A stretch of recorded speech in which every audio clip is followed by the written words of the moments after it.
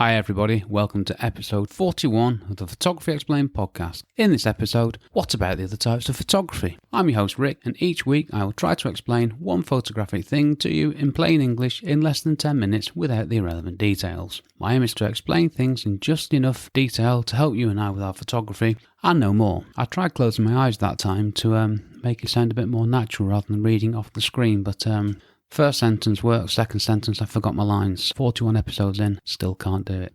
I'm a professionally qualified photographer based in England with a lifetime of photographic experience which I share with you on my podcast. And as you will be aware by now, I am not a skilled broadcaster. Far from it, I am just me, sat in my office at home, talking to myself. What about the other types of photography? Well, I listed the 20 main types of photography in episode 32 and have spoken about some of them, but not all of them. So what I wanted to do was wrap this up. So I'm going to go through the 20 quick, then I'm going to explain or justify why I haven't covered them all. It's not that I can't be bothered, I'll explain.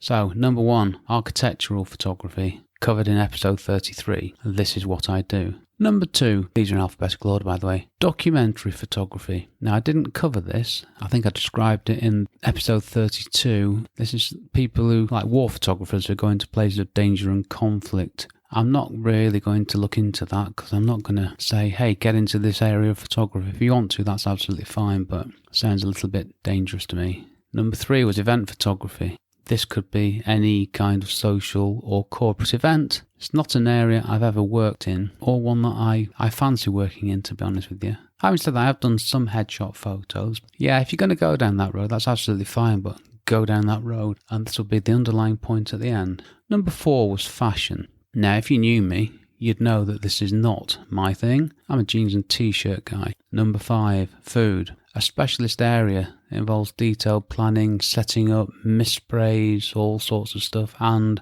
complicated lighting. Not my thing really, not what I'm good at. Number 6, industrial photography. Covered in episode 35, that's my thing and I love it. 7, landscape photography. Covered in episode 37, love it too. Number 8, macro photography. It's like food photography, but it's a wider range of subjects. It's close-ups. Macro is when you're getting close on something and you're photographing it at a ridiculous scale, as in 1:1. I did actually buy a Canon macro lens. Not too expensive. Do believe it's 100mm f2.8. I bought it thinking I needed it. I never really used it. I got the lens, I excitedly unwrapped it, took it out of the box, put it on my camera.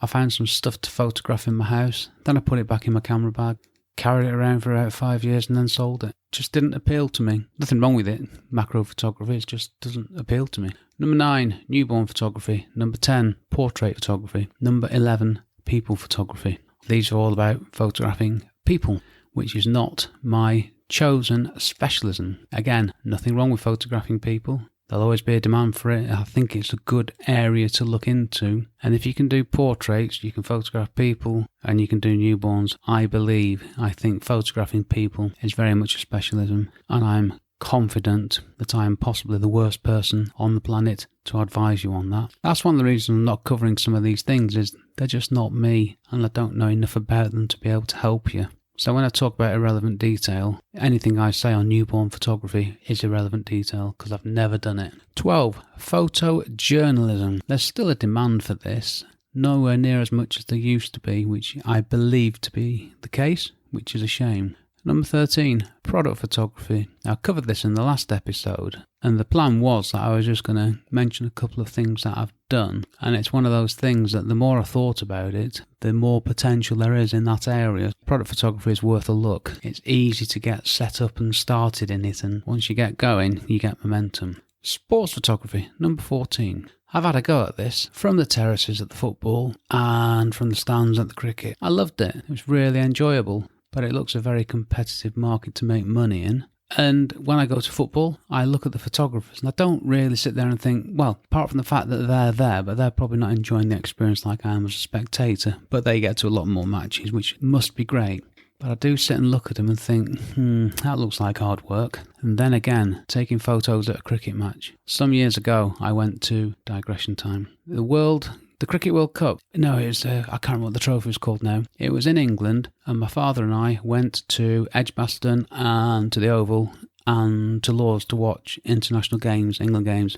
I had my Canon 5D at the time, that ages it, my Canon 100 to 400mm monster lens, and I've got some amazing photos. The problem was I'd had a few drinks, and I think because the lens is so big and the lens hood is so long on it, I ended up knocking this woman in the face who was sat in front of us a little bit too often and spoiled her experience. But I still look at those photos and think, yep, they look like they were taken by a pro. Imposter syndrome, if you can say it, it's still there. 15, still life. Like food photography, same technical discipline, just different subject matters. Not really sure what they are, but not something I'm going to get into. 16, stock photography. Now, people will tell you that you can make a very good living from stock photography. I'd like to meet them. I've tried. I didn't try hard, granted. I had a quick go at it. But when you get your 23p commission from Adobe for being on Adobe stock, you think to yourself, really? Is that all I'm worth? So I took all my stuff off Adobe stock in disgust.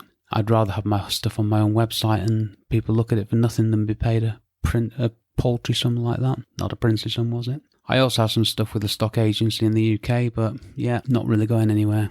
Okay, street photography, number 17. Rather surprisingly, I did cover this one because I know nothing about it. I got no interest in it and I'm not at all intending on doing it, but I found it was quite interesting what I learnt about it, and yes, it is a completely valid type of photography, and if that's your thing, absolutely fine. 18, weather photography. Yeah, photographing the weather.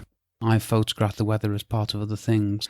Yeah, we live in England. You don't go out and photograph the weather that often because it's rubbish. Number 19, wedding photography. Yes, I covered this in episode 36 and that was a shock to the system, let me tell you. The only thing that could be more of a shock would be me actually photographing a wedding, which won't be happening anytime soon, I wouldn't imagine. Number 20, wildlife photography. Now this one really does appeal. Sounds like a fascinating area of photography, but I just keep on having the stereotype I need to be on a safari somewhere in Africa, watching the elephants and everybody else, all that wonderful stuff, roaming freely.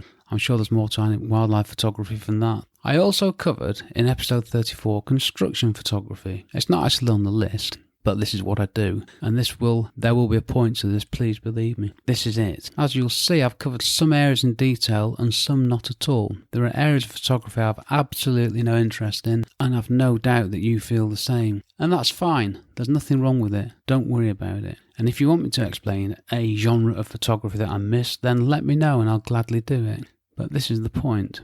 There are many different areas of photography. Try as many as you want to, then choose one, or two, or three, whatever, choose something and become excellent at it or them. As I say, niche down. If you want to be a successful photographer, I would suggest that you pick an area and you excel in that area. Do not try to be the photographer who does all things to all people. It's the road to failure. I spent 10 years doing that. Well, I spent longer than that actually. A long time, getting nowhere, having no focus. Now I photograph buildings. That is all I do. Well, that and nice places and buildings in nice places, but you get the point. I photograph similar things, landscapes, buildings. I don't know why I'm counting them on my hand here because you can't see that and it's not really helpful, is it? So I photograph buildings, construction sites, landscapes, industrial facilities, locations. It's all similar stuff, requiring the same skill sets, specialisms, techniques, gear, processing. They all fit together. If I chucked in weddings as well, that'd just throw everything out. That's my advice at the end of this, and this is the point of this episode. Excel at one thing. Okay, what do I want you to do now? Number 1, do this one thing. Tell me which is your one favourite type of photography. Number 2, which is number 1 as well, to be honest with you. I said let me know on Twitter at RickPhoto. Probably number 1 should have been choose one. Anyway, number 3, subscribe to my podcast if you enjoyed this episode. This helps me. Number 4, rate and review, easy for me to say, my podcast, wherever you get your podcast from. If you enjoyed this episode, of course. This also helps me. Number 5, tell someone you know about my podcast. This also helps me as well, and help is appreciated from anybody in growing my podcast. Okay, next episode. Haha, typo. Next episode, I will wrap up what the other types of photography are that I mentioned back in episode 32. No, I won't. The next episode is going to be something different called, What are the steps in photography? Now, this is a great Google question, which I'm looking forward to. Blimey, I'm way over time. Thanks for listening to my small but perfectly formed podcast, which is getting a bit longer each episode, which is a bit of a concern. Check out my website, rickmcevoyphotography.com, where you can find out all about me and my architectural and construction photography work, as well as my blog where you can learn lots more about photography, and me if you want to, but I'd understand if you didn't. Also, check out my Photography Explained podcast website, where you can find out how to ask me a question, find a list of episodes, and also things I'm going to explain in future episodes. This episode was brought to you very much by the power of optimism. I'm getting ahead of the game here, and I've nearly finished my website. I've been Rick McEvoy. Thanks again very much for listening to me, and for giving me 13.5 minutes of your valuable time. I will see you on the next episode. Cheers from me, Rick.